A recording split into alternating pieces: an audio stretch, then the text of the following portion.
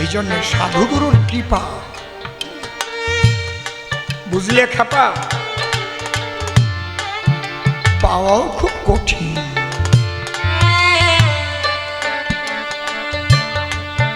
কার উপরে যে কখন হবে তা কি বলা যাবে? কিন্তু সামগ্রিকভাবে প্রত্যেকটা মানুষকে গুরুর আশ্রয় করতে হবে। আশ্রয় করিয়া ভজে তাহে কৃষ্ণ নাহি ত্যাজে, আর সব মরে অকারণ।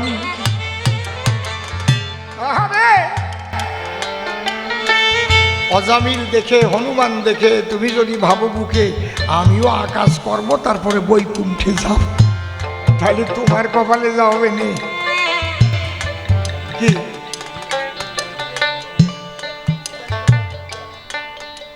কোন তাহলে কি হবে, ওর কি হবে তাহলে?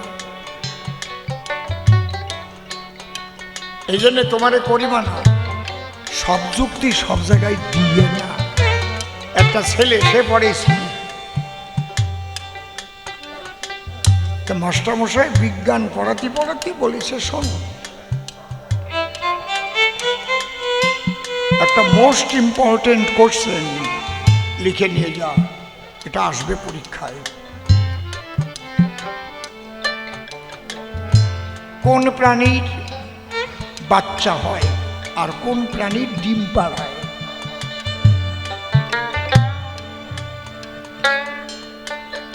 লিখে নে।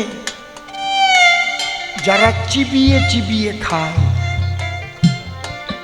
সেই প্রাণীর বাচ্চা হয়, আর যারা গিলিয়ে গিলিয়ে খায় সেই প্রাণীর ডিম পাড়ায়।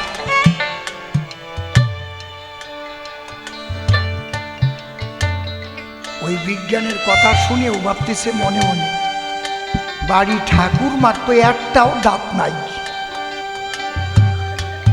প্রত্যেক দিন গিলে গিলে খায়, তাই তো ঠাকুরমার ডিম পাড়ায়। কোন হাটে যেন পাইকারি দিয়ে আসে রে মশাই, আজকে বাড়ি যাব ঠাকুরমার ডিমের মামলেট খাবো।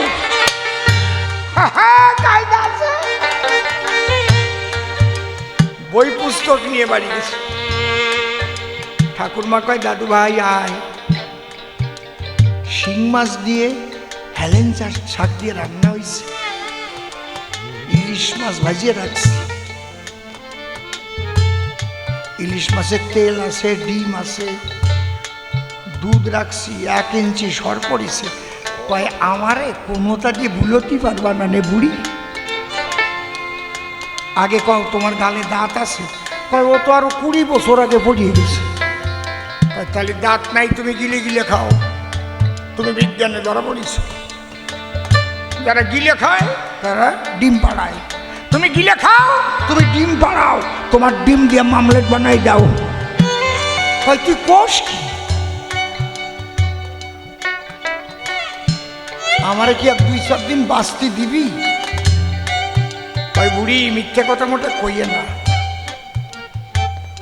তুমি এই ডিম চুপ চুপ করে হাটে যাইয়ে বিক্রি করাও না পাইকারি দাও।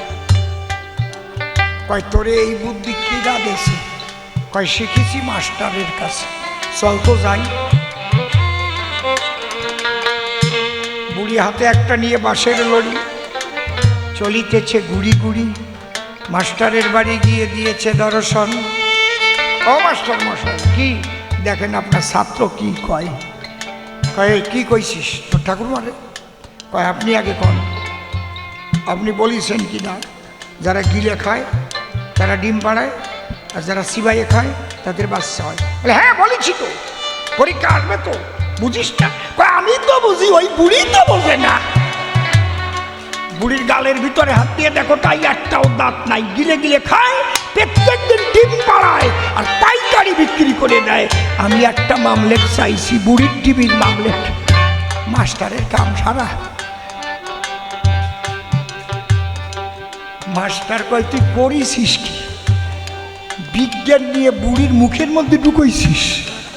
এই তোর ঠাকুরমার আগে দাঁত ছিল না, তাহলে দাঁত আলা না? যদিও মুখে দেয়, মাসুরে দিয়ে 2-4 সাবান দিয়ে বানিয়ে ভুনিয়ে তারপরে ভিতরে পাঠায়, বুঝিস? মাস্টার বলে খোকারে তুই বড় বোকারে, তোরে করি মানা, বিজ্ঞানের যুক্তি বুড়ির দাঁতের মধ্যে নিস না। তোমারেও বলে যায় বোকা খোকা, তোমারও বুদ্ধি না হয়, তুমি ওই সমস্ত যুক্তি উক্তি অজামিল হনুমান সব মানুষের উপরে মিলাতে যাবে না।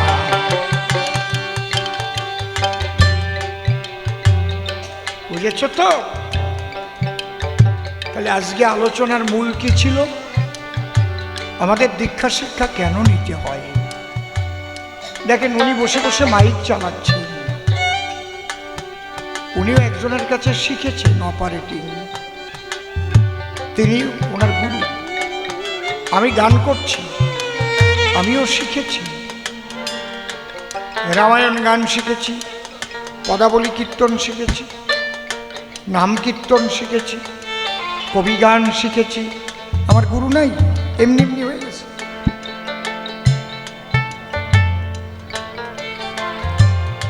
ভোরবেলায় ললিত 4টে থেকে 6টা, 6টা থেকে 8টা ভৈরবী, 8টা থেকে 10টা আশাবরী। রাগিনী এগুলো আশাবরী ঠাট আছে, কাফি ঠাট আছে, 10টা 12টা আনন্দ ভৈরবী, 12টা 2টো কলাবতী, কাজলী, গৌরসারী, মনোহরসই, 2টো 4টে ডিম্পলশ্রী, দেশ, 4টে 6টা পুরবী, পুরিয়া, 6টা 8টা ইমন, 8টা 10টা জয় জয়ন্তী, 10টা 12টা কাফি, 12টা 2টো বেহাগ, শিবরঞ্জনী, 2টো 4টে কালেংরা, 4টে 6টা আবার ললিত। তাই রাগ রাগিনী শিখতে হয়েছে না, নাকি এমনি এমনি হয়ে গেছে? হ্যাঁ,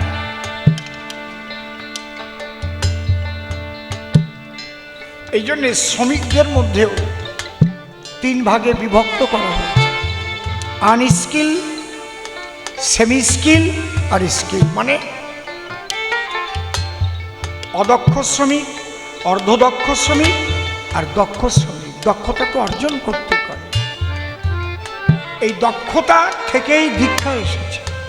তুমি কোন বিষয়ে দক্ষতা অর্জন করবে? আধ্যাত্মিক বিষয়ে, তাহলে আধ্যাত্মিক গুরুর কাছে তোমাকে দীক্ষা গ্রহণ করতে হবে। তুমি কোন বিষয়ে দক্ষতা অর্জন করতে চাও? মেডিকেল সায়েন্সে,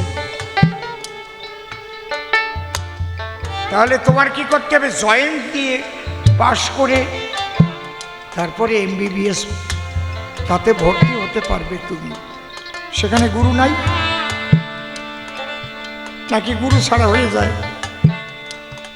প্রথম থেকেই গুরু, পাঠশালা থেকে। কয় কাকাতুয়ার মাথায় ছুটি, ক্ষয় খেক শিয়ালি পালাই ছুটি, গয় গরু বাছুর দাঁড়িয়ে আছে, ঘয় ঘুঘু পাখি ডাকছে গাছে, উময় নৌকা মাঝি ব্যাং, 6 চিতিয়া বাঘের সরু ঠ্যাং, 6 ছাগল ছানা লাফিয়ে চলে, জয় জাহাজ ভাসে সাগর চলে, ঝয় ঝাড়ু হাতে এলো কানাই, ইয়ায় চড়ে নাচছে 2 ভাই, টয় টিয়া পাখির ঠোঁটটি লাল, টয় ঠাকুর দাদার শুকনো গাল,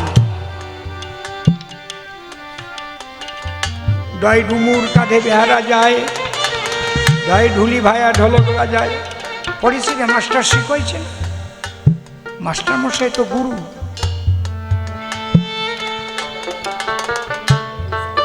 জয় হরি বল। এই জন্য মাস্টারকে কি বলা হয়? স্যার। স্যার বলে তো, আজকাল আবার দাদাও কয়। মূলত মাস্টার পিতার সম্মান পাওয়া উচিত। তাহলে এটা জাগতিক গুরু।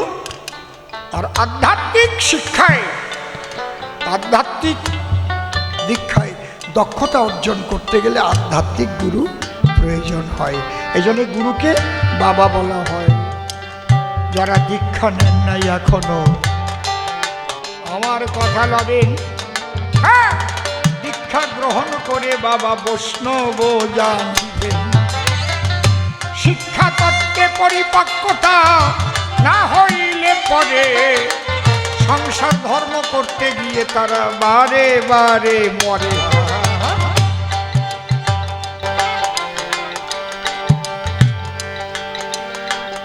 অগাধ পরিশ্রম করেছি, অগাধ পরিশ্রম করেছি শুধু আপনাদের একটু শান্তি দেবার জন্য, ধর্মকে রক্ষা করবার জন্য। তাই নাহলে শরীরটা এতটাও ভাঙত না। অনেকে বলে 30 বছর পরে আগে আপনাকে যেমন দেখেছিলাম সেই রকমই তো আছে, অনেকে বলে। কি যে পরিশ্রম করেছি আপনারা নিশ্চয়ই দেখেছেন। দিন নাই রাত নাই রোদ নাই ভাই, পরিশ্রম করে কখনকার খাওয়া যে কখন গেছে খালি ধর্ম রক্ষার লড়াই। সেই ধর্ম রক্ষার লড়াই আমাদের হয়েছে জয়। ভারত মাতার জয় দেন আপনারা সাধু সমুদয়। বলো ভারত মাতা কি, ভারত মাতা কি। আমরা ভারত মাতার জয়গান গাহি যে সবাই। সনাতন হিন্দু ধর্ম আমরা রক্ষা করতে চাই। সনাতন হিন্দু ধর্মের মানুষ সবাইকে ভালোবাসা শিখায়। প্রেম দিতে এসেছিলেন গোরা সোনার নদিয়ায়। সেই প্রেম দেবার জন্য আমার সাধুগুরু বৈষ্ণব ঘরে ভিখারি সাজিয়ে যায় মানুষের দ্বারে দ্বারে। যেভাবে প্রশ্নপত্র আমার করেছিল দান, ভাব পুজোর সভা মাঝে দিলাম সমাধান। একবার উলুধ্বনি হরিধ্বনি করুণ ভক্তগণ, দুজন মিলে সভা চলে হইব। চোখে জানে লাগে ভালো, প্রাণে তারে চাইব। চোখে জানে লাগে ভালো, প্রাণে তারে চাইব। চোখে জানে লাগে ভালো। একবার এসো এসো কালীচরণ, এসো এসো ভাই গো। চোখে জানে লাগে ভালো, প্রাণে তারে চাইব। চোখে জানে লাগে ভালো। আমার মুখের কথা শুনে কেমন লাগলো তোমার মনে? শুনবে যত ভক্তগণে বলো এসো ভাই গো। চোখে জানে লাগে ভালো, গুরু। হ্যালো, হ্যাঁ বলো দেখি আমার ধারে, জানতে আমার ইচ্ছে করে। বলো এ সভায় গুরু সদা হবে আনন্দময়। গুরু হলে সৎপথ দেখায়, নিষ্কিঞ্চন হয়ে ঘুরে বেড়ায়, হয় শিশুর প্রায় গো। কিন্তু কিছু গুরু আছে সরাসরে, ফাঁক পেলে তারাই অপকর্ম করে। আবার শিষ্যের বউ নিয়ে সরে, বলো এ সভায় গো। যারা গুরু না হয়ে গুরু সাজে, গুরুত্ব থাকে না তারই মাঝে। ওরাই জড়ায় বাজে কাজে, ধরে নিয়ে যায় জেলখানায় গো। তোমার কথা লাগলো ভাবিবে, কি করে আমার মধ্যে প্রেম জাগিবে। এই কথাটা বোঝাইবে, জানতে অভিপ্রায় গো। প্রেমিক মানুষের কাছে যাবে, প্রেমিকের চরণ ধুলি অঙ্গে মাগবে। রাধে রাধে বলে গড়াবে, ওই যে ধুলায় গো। অন্তরে তাই দেখি ভেবে, প্রেম সুধা খেতে হবে। আমায় তুমি দীক্ষা দেবে, কি আনন্দ হয় গো। কৃপা করে যদি দীক্ষা দেবেন, মানব জীবন যাতে ধন্য হবে। গুরুর চরণ তলে দেহ পড়ে রবে, আনন্দের বিষয় গো। কালীচরণ যখন দীক্ষা নেবে, ওকে আশীর্বাদ করবেন। একজন মিষ্টির দোকানে কাজ করে। ওই ছানা টানা ছেনিয়ে শুনিয়ে ভালো করিয়ে মাখায় টাকাইয়ে রসগোল্লা বানাইয়ে রসের মধ্যে জ্বালাইয়ে বেশ রসগোল্লা রেখে দেয়। মানে আর একজনের পকেটে 1 পয়সাও নাই, ওই রসগোল্লা বানাচ্ছে তো নলেন গুড়ির যা সেন্ট বেরোইছে। দোকানের সামনে দাঁড়াইছে আর লালা বাইয়ে বাইয়ে পড়তেছে, পকেটের তে রুমাল বের করে রুমালে একখান ভিজে গেছে, পয়সা নাই তো খাতে ইচ্ছে করতেছে, জামা ধরিয়ে চাপিয়ে ধরিছে, পরে গেঞ্জি খুলে চাপিছে, না লাল আর থামে না, পয়সা না দিলি তো আর রসগোল্লা দেবে না। তখন লালা টালা চেপিয়ে ধরে ডাক দিয়ে কয় দোকানিরে, দাদা কি তোমার মাসে কয়টা কম্বল বেজে? কয় আমার কম্বল বেচবে কেন? কয় আবার মিনিট 15-র মধ্যে রুমাল ভিজিছে, জামা ভিজিছে, গেঞ্জিও ভিজে গেছে, এই রসগোল্লার খালি সেন্টে কায়দা আছে। দোকানি বলে তাই আমার ওই ভেজা ভিজির ভয় নাই, আমি রসগোল্লা ছেনিয়ে শুনিয়ে বানাই। তুমি নতুন নতুন দেখিস ওই জন্য তোমার লালা পড়ে যাচ্ছে রে ভাই। হরি বল হরি বল, এর চাইতে আর কম না, এর চাইতে আর পাওয়া যায়। এই জন্যই বলছে দুর্বার ইন্দ্রিয় করে বিষয় গ্রহণ, দারুণারি হরে জৈছে মনিরূপী মন। একটা কথা কয়ে গেছে না অনেক সন্ন্যাসীরা, আরে ভালো আছো কয়ে মাথায় হাত দিয়ে আরে পিছন পর্যন্ত টানিয়ে নিয়ে যায়। কথাটা একেবারে খারাপ কয় নাই, বুঝেছেন? কিছু কিছু আছে যখন ধারে যায় তখন বিয়ে থাবা তো করে না, একটু কেমন কেমন কুতুর কুতুর বাপ উদয় হয়, কায়দা আছে। দয় ধরবে, ক্ষমা চাই, সত্যি কথা কইয়ে বলছি না। জয় রাধে। তার চাইতে ধরো আমার কথা, ধরো তুমি যদি সংসার করো, বিবাহ করো, তাহলে ঘরে বসে হবে তোমার যুগল ভজন। গুরু কৃপা যেদিন হবে অনুমান নয় বর্তমানে ভজনে যাবে, এখানেই হবে রাধা গোবিন্দের দর্শন। হরিবল। এ কি মুখ দিয়ে বলে বোঝানো যায়? যার হয় তার হয়। আমি সন্ন্যাসীদের খারাপ বললাম কি? কথা কইও, কোনো খারাপ বলছি কি? এত সোজা না। আর যে পারে সে পারে, সে গিয়েছে পারে, বিবেকানন্দ পারে, ধরতে পারে নাই কেউ তারে। হ্যাঁ, যার যেমন ভাব তার তেমন লাভ, ভাব অনুপাতে লাভ। তাহলে সামগ্রিকভাবে যদি জবাব দিতে চাই, নিতাইয়ের পথ তোমরা ধরিও সবাই। যেভাবে নিত্যানন্দ কাটালো জীবন, সংসারে বসিয়া করো যুগল ভজন। 8টি সন্তান নিতাইয়ের জন্ম ধরে, তথাপিও পূর্ণ কুম্ভ নিতাই এই বাজারে। তাহলে এই সন্তান জন্ম দিয়ে কি করে পূর্ণ কুম্ভ হয়, সেই তত্ত্ব শ্রী গুরুর আশ্রয় নিয়ে জানো মহাশয়। এইবার আর একখানা গাইব গান, তারপরে ও আরও কি প্রশ্ন করে দেন সেগুলো আছে আমার শোনার আশায়। জয় রাধে।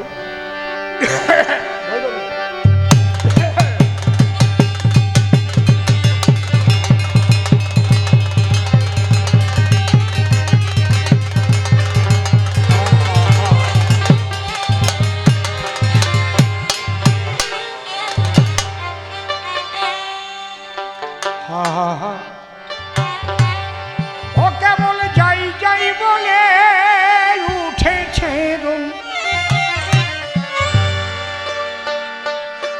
কেবল যাই যাই বলে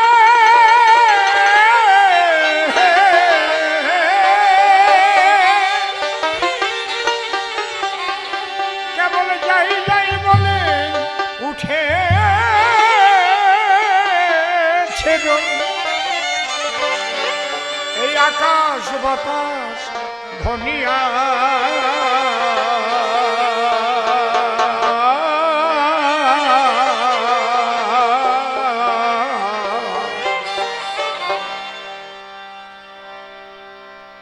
জীবন ভরে দেখিলি রে ভাই ভাই, এই তো দুনিয়া।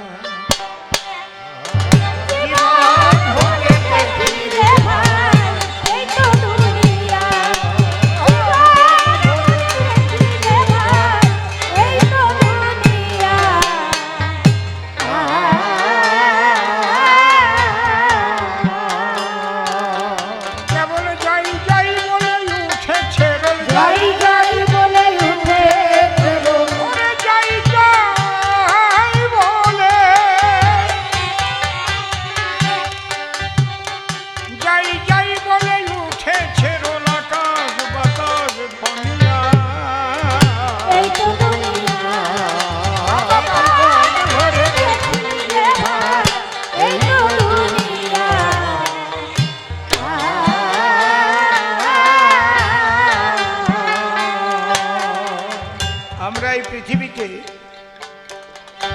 সপ্তম আশ্চর্য অষ্টম আশ্চর্যের কথা শুনি, কিন্তু মূল যে আশ্চর্য সেইটার কথা কয়জন ভাবি জ্ঞানী গুণী? এই জায়গাটাই তো গুরুর প্রয়োজন রে। যেদিন ধর্মবধ এবং যুধিষ্ঠিরের কথোপকথন হয়েছিল, সেদিন ধর্মবধ 4টি প্রশ্ন করেছিল যুধিষ্ঠিরকে। কি বা বার্তা, কি আশ্চর্য পদ বলে কারে, কোন জন সুখী হয় এই চলাচল।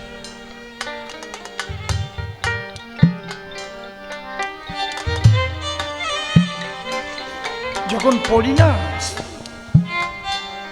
কেমন স্থির হয়ে যায়। কি কথা? আশ্চর্যের জবাব দিয়েছিলেন কি? নীতি নীতি জীবগণ, নীতি নীতি জীবগণ যায় যম ঘরে, তথাপি যাহারা থাকে তারা ইহা মনে করে। আমরা তো চিরজীবী, নাহি নাহি হব ক্ষয়।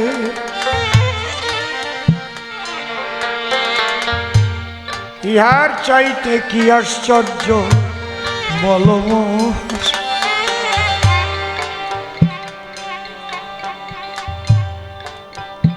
হে পাখি, বক পাখি,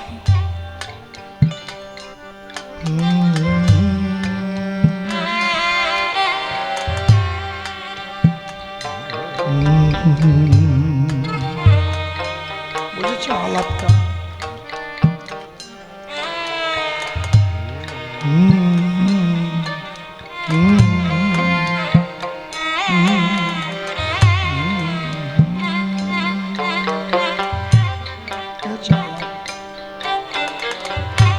বাজা ঠিক মতো বাজা।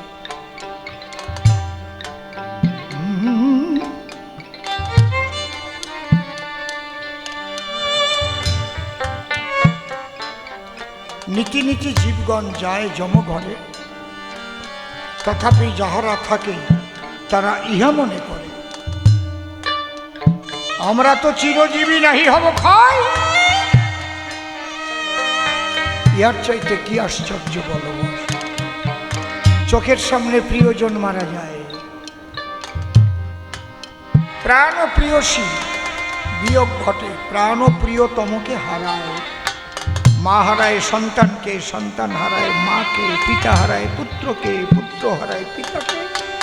কিন্তু কোনো সময় কি মনে পড়ে যে আমারও একদিন ওই অবস্থা হবে, শ্মশানে এক মুঠো ছাই হয়ে যাবে।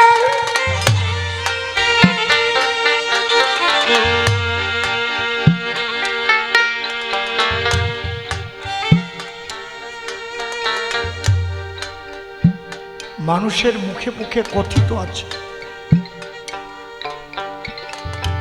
প্রথিত যশা শিল্পী কিশোর কুমার,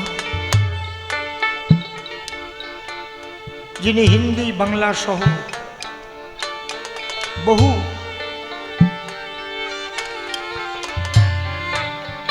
সিনেমাতে গান গেয়েছেন, অভিনয় করেছেন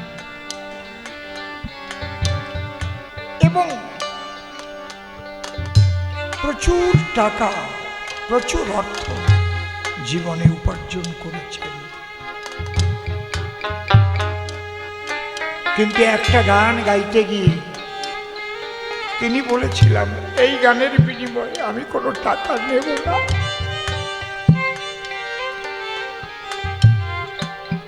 সেই গানটা কি কেউ বলতে পারে? এই তো জীবন,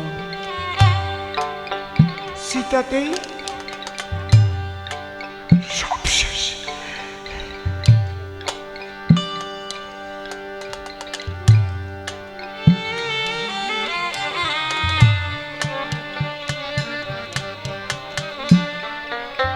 এমন আবেগ আপ্লুত হয়েছিলেন, বিবেক জাগ্রত হয়েছিল বলে এই গান গেয়ে,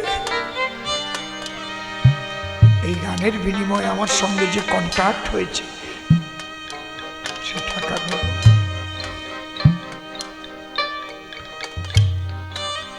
আমাদের যদি সবসময় এইটুক মনে থাকে, কে কোন গুরুর শিষ্য আমি জানি না,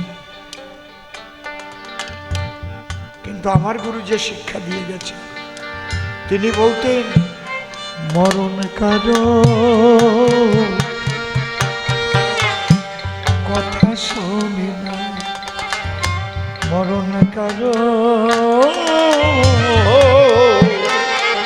কথা শোনে না। মরণ যখন তখন যেথায় সেথায় দিতে পারে সদায় হানা, মরণ কারো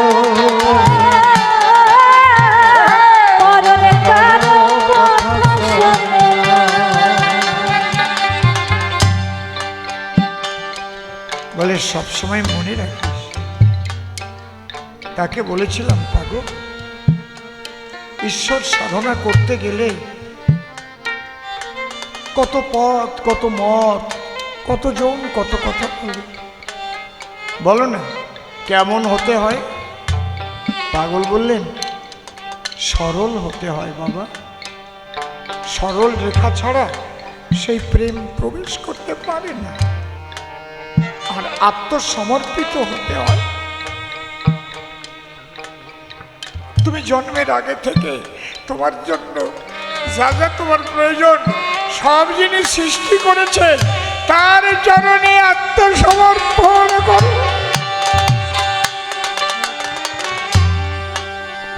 বাবা, মনটা তো সরল হয় না।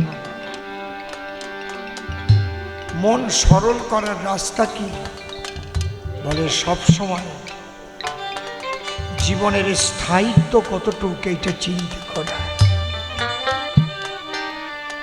এত সুন্দর করে তুমি বাড়ি তৈরি করছো, কদিন থাকবে সেখানে?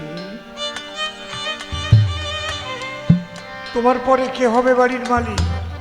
এত সুন্দর মন্দির বানিয়েছ, মন্দির বানানোর সঙ্গে সঙ্গে ঈশ্বরের কাছে প্রার্থনা করতে হয়, প্রভু এই মন্দির, এই সাধন ভজন, এই পূজা পার্বণ যেন সঠিকভাবে রক্ষা পায়, তেমন একটা আত্মা আমাদের মধ্যে দিয়ে পাঠিয়ে দাও, এবং বংশ পরম্পরায় যেন সেই ভক্ত সন্তান জন্মগ্রহণ।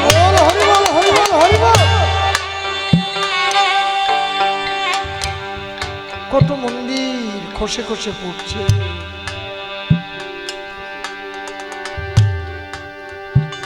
ওটা রক্ষা করার মানুষ, সেই মানুষ যদি না হয়,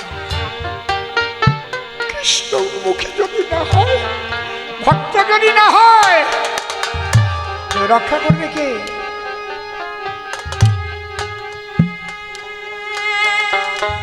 সবাই মনে রেখো, চলে একদিন যেতে হবে, চিরকাল এখানে থাকা যাবে না।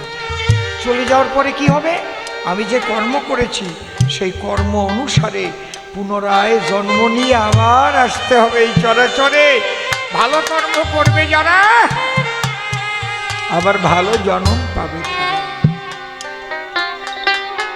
প্রভু, যদি কোনো খারাপ কাজ করে থাকি, যদি আমাকে কুকুর কুলেও পাঠাও, যেন ভক্তের কোনো আশ্রমে থেকে আমি তার সেবা করতে পারি, সন্ধ্যা সকালে যেন কৃষ্ণ নাম শুনতে পারি, আমি সেই কুকুর যেন হই।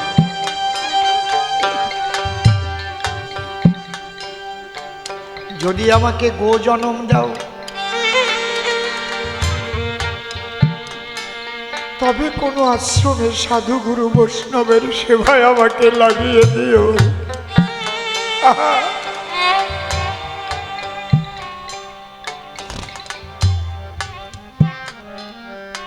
চলে যেতে হবে। অজীবনে বসন্তের সবুজ,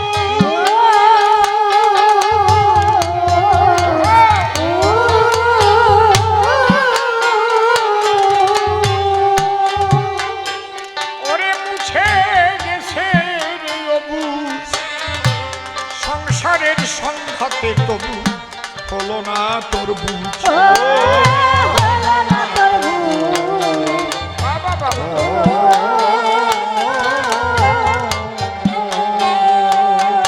কেন বুঝলি না রে ওরে অবুঝ, বুঝলি না রে ওরে অবুঝ, দেখিয়া আর শুনিয়া এই তো দুনিয়া, এই তো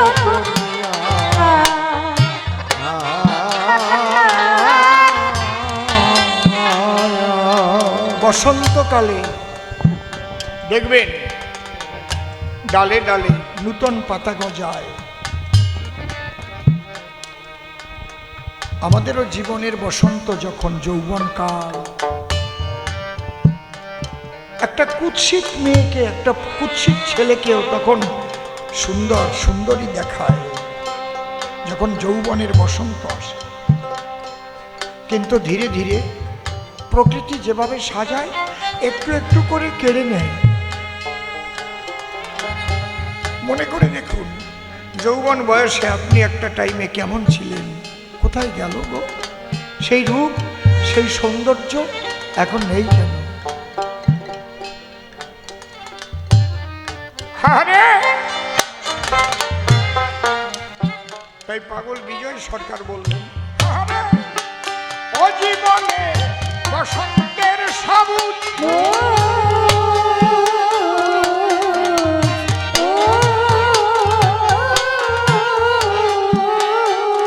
ওরে মুছে গেছে রে অবুঝ, সংসারের সংঘাতে তবু হলো না তোর বুঝ।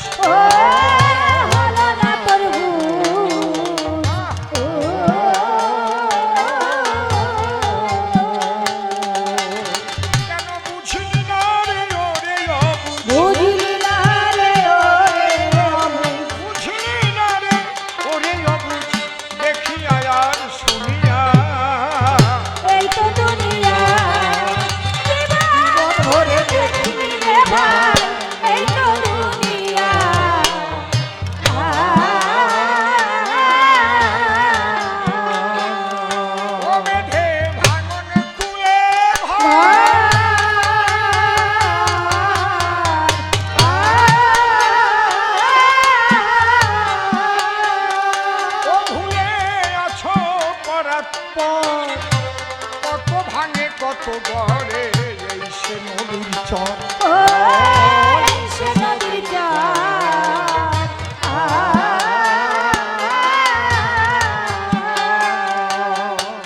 তবু জড়াইয়ে আছো তার ভিতর, জড়াইয়ে আছো তার ভিতর, মায়াতে জাল বুনিয়া।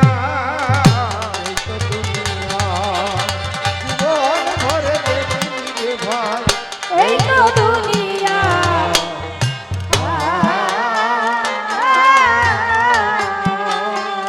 ওই অসার পসারে ভুলে,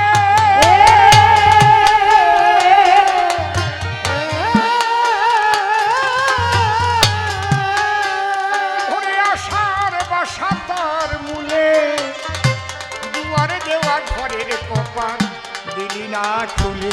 ও দিলি না খুলে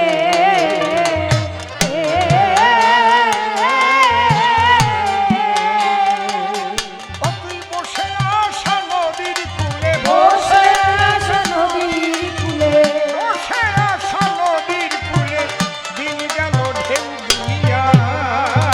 এই তো দুনিয়া জীবন ভরে দেখলি রে ভাই এই তো দুনিয়া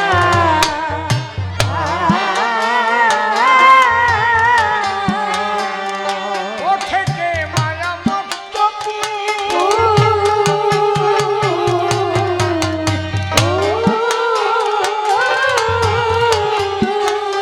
ও বিছান পুলে মনের দূর, পাগল বিজয়ে বলে যে আমার সকর্মের পশু। সকর্মের পশু ও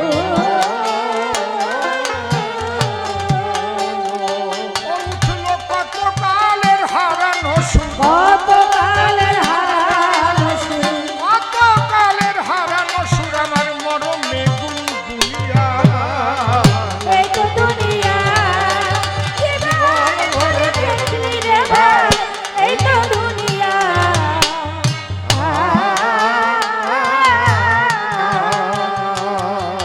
যেভাবে কে প্রশ্ন আমায় করেছিল দান, এক এক করে ধরে ধরে দিলাম সমাধান। গুরু ছাড়া গতি নাই শোনো দিয়ে মন, সময় থাকতে ধরো তুমি শ্রী গুরুর চরণ। গুরু বিনা কে বা গবে গতি পেয়েছিল, জানা থাকলে তুমি এসে তাই আমারে ভলো। গুরুর বীজ কিবা ফসল হয়, শিক্ষা তত্ত্ব জানতে হবে নাও গিয়ে আশ্রয়। তবেই তো দেহ জমি উর্বর হইবে, সেখানে প্রেম ফল প্রথমে ফলিবে। সেই প্রেম ফল যখন তোমারও ফলিবে, প্রেমের দ্বারায় রাধা গোবিন্দ দর্শন পাবে। রাধা দর্শন পাবে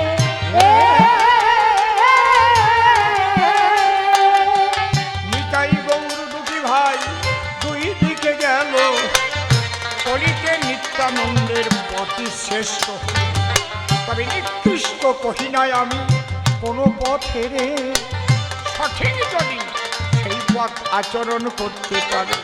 মহাপ্রভু বারে বারে করল হুঁশিয়ার, মনটা দাও চরিতন্য চরিতামৃতের ভিতর। ওই হে ওখানে গেলে পরে তুমি করলে অধ্যয়ন কমল রে, তবেই তো বুঝতে পারবে সনদীয়ে মন। আমার কান কুত্তর সইতেও খারাপ, এত যন্ত্র বাজিতেছে, এক পর্দা ভুল হলো, ওই পর্দাটাই আমার কানে বাজিয়াই উঠিল। 51 বৎসর ধরে এই গান বাজনায় আমি গাই, আপনাদের সাধু সঙ্গে ঘুরিয়া বেড়াই। তবে এইটুক আশীর্বাদ করিবেন মোরে, যেন এই গান গাইতে গাইতে এই অসীম মরে। কৃষ্ণ কথা বলতে বলতে যেন দেহ ছাড়ি, প্রেমানন্দে বদন ভরে বলে হরি হরি। আর কিছু চাওয়া পাওয়ায় আমার এ জীবনে নাই, এইটুক আশীর্বাদ করিবেন সবাই।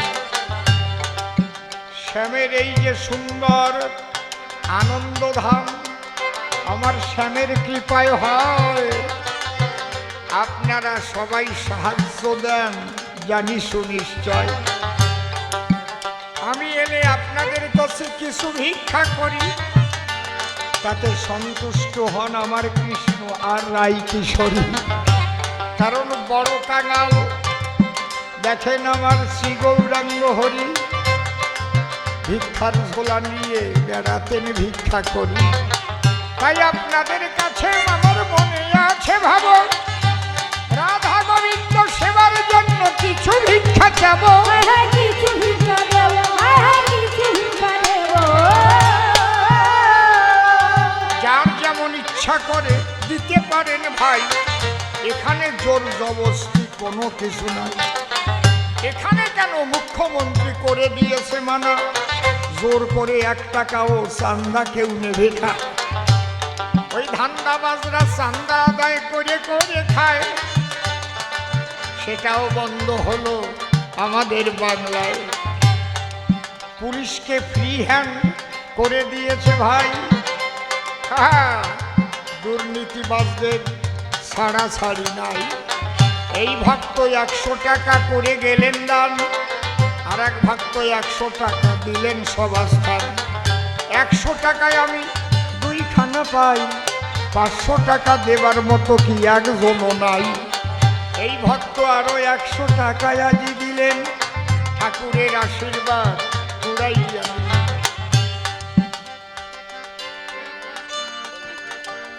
সঞ্জীব বাবু আমার ডাকে সাড়া দিয়ে দিল, 500 টাকার নোট এনে গোবিন্দ সেবাই দিল। গোবিন্দ সেবা দিল, গোবিন্দ সেবা দিল। আর এক মা 100 টাকা করে গেলেন দান, আর এক মা 50 টাকা দিলেন সভাস্থান। সবাইকে চরণ ধরে করে আমি মানা, এইভাবে প্রণাম আমার পাশুয়ে করবেন না। এইটা ভিডিও করে যদি কেউ নিয়ে যায়, ছড়াইয়ে দিলে ভাইরাল হবে, শোনেন মহাশয়। শুধু আমি কিন্তু এখন কবি গায়ক নই, 2 বারের এমএলএ কিন্তু মনের কথা কই। আর এক ভক্ত 100 টাকা দিলেন আমার হাতে, কৃপা যেন করে আমার শ্যাম জগন্নাথ। আর এক ভক্ত 100 টাকা দিলেন আমার ঠাই, এটা রাখবার পরে এবার করে থালায় আমি পাই।